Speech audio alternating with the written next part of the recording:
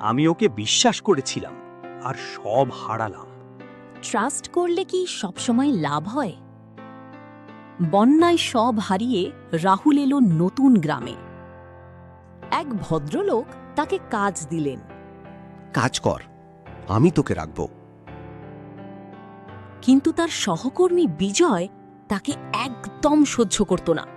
একে এখান থেকে সরাতেই হবে। রাহুল টাকা জমাচ্ছিল।